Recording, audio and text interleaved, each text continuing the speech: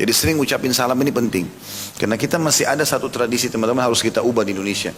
Kita nggak salam kecuali pada orang yang kita kenal saja. Ini salah ini. Karena salam itu kenal dengan tidak kenal. Begitulah sabda Nabi SAW. Di dalam hadis riwayat Imam Muslim. Pada saat seorang sahabat bertanya, ya Rasulullah, ayu islamin khair. Wahai utusan Allah, amalan apa dalam Islam yang baik sekali? Setelah kewajiban, apa saja? Kira-kira yang paling banyak pahalanya, paling dicintai oleh Allah. Kata Nabi SAW, tut'imut ta'am, memberi makan orang. Jangan selalu mau ditraktir saja, traktir orang juga. Jangan selalu maunya tetangga antar makanan, kita tidak pernah antar ke orang. Gitu kan? Ya, itu bakhil. Kemudian juga ya, mengucapkan salam kepada orang yang kau kenal dan kau tidak kenal, kata Nabi SAW. Dia tidak kenal pun sama. Jamin salam. Assalamualaikum warahmatullahi wabarakatuh. Ucapin dan lengkap. Assalamualaikum 10 pahalanya. Warahmatullah 10. Wabarakatuh 10. Ini kalau tulis ASS. Apa itu? As gitu. Ya akhir. Assalamualaikum. Ucapin sana. Assalam artinya semoga keselamatan dunia akhirat untuk kamu. Indah sekali makna doa itu. Warahmatullah, semoga rahmat Allah. Rahmat itu nikmat terbesar karunia diberikan padamu. Wabarakatuh, semoga selalu cukup buat kamu. Bayangkan teman-teman kalau kita sehari telepon-teleponan suami istri 10 kali. Assalamualaikum warahmatullahi wabarakatuh. Kita baru dijawab, waalaikumsalam, untukmu juga keselamatan dunia akhirat, warahmatullah, dan juga kebahagiaan, karunia yang besar, wabarakatuh, dan semoga berkah.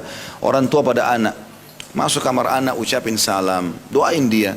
Masuk rumah kita biasakan ucapin salam. Bahkan kata Nabi SAW, siapa yang mau masuk ke rumahnya ucapin salam saja, walaupun buat diri dia sendiri. Syaitan di sekitar rumahnya akan berkata pada teman-temannya, gak ada tempat nginap buat kalian malam ini. Salam depan pintu buat diri sendiri, itu jadi tameng buat setan masuk. Jadi nggak benar tuh sinetron setan bisa tembus tembok, tembus pintu, dusta besar. Nggak ada itu. Karena Nabi SAW mengatakan syaitan tidak akan bisa membuka kendi yang ditutup oleh pemiliknya dan pintu yang ditutup oleh pemiliknya. Nggak bisa setan tembus itu. Nggak benar semua itu kan itu perusak akidah. Maka harus kita pahami. Jadi salam sangat besar manfaatnya, pahalanya besar dan harus disebarkan. Gitu kan. Dan ini juga kepada orang yang kenal dan tidak kenal. Kita kasih contoh misal, pada saat misalnya saya tinggal di komplek ini, saya ingin ke masjid misalnya. Baru tinggal, kemudian lewat depan tetangga, saya belum kenal. Assalamualaikum warahmatullahi wabarakatuh.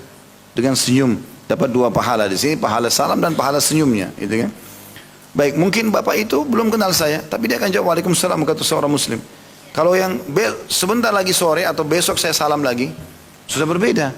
Ada kedekatan hati karena sudah mulai salam lagi.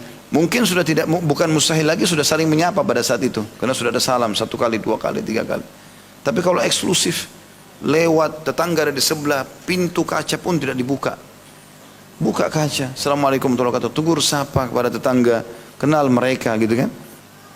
Itu harusnya dilakukan. Atau teman-teman lagi memberikan sesuatu pada orang miskin di lampu merah, buka jendelanya.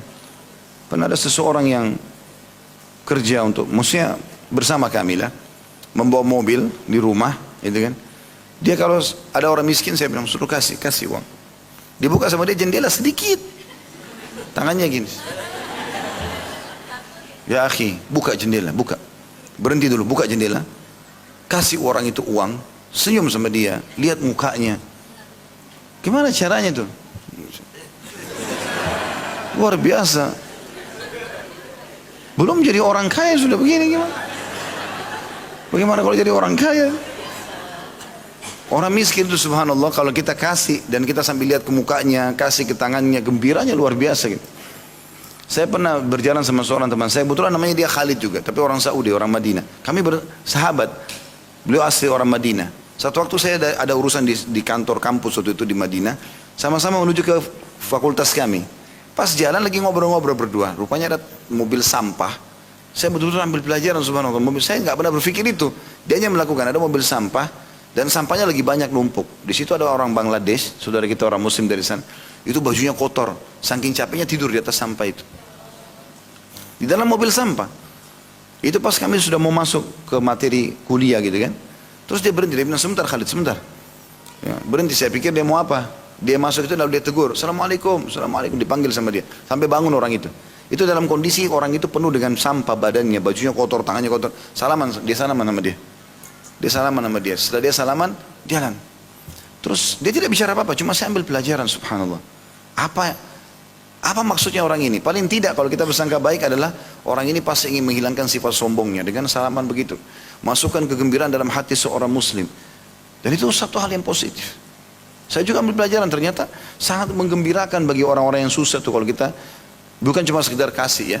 Karena salah satu yang membatalkan sedekah kita teman-teman kalau diikuti dengan man wal adha. Dengan ucapan kalimat yang tidak baik dan juga ketidaksopan. Misal ada orang minta lempar ke dia, ini ambil. Nggak boleh. Karena sebenarnya kalau kita sedekah, secara materi dia dapat keuntungan, secara pahala kita dapat keuntungan. Makanya para salafus saleh itu kalau sedang ada orang miskin bawa sedekahnya, pada saat bubar mereka mengatakan, sungguh orang-orang ini pergi membawa pahala-pahalaku, sedekahku ketimbangan amal tanpa diupah sedikit pun. Karena dia pakai beli roti, pakai beli makanan selesai. Tapi kita nilainya itu akan ada di hari kiamat. Tanpa mereka dari mana kita bisa dapat pahala sedekah? Harus berpikiran begitu. Makanya sebagian salaf mengatakan, siapa yang tidak menganggap dirinya lebih butuh daripada penerima sedekah itu, maka dia telah menghancurkan sedekahnya. Mestinya kita merasa kita lebih butuh daripada orang miskin itu. Seperti itulah. Ya. Itu yang dimaksud dalam poin ini. Jadi sebarkan salam kepada orang kenal dan tidak dikenal. Jangan eksklusif.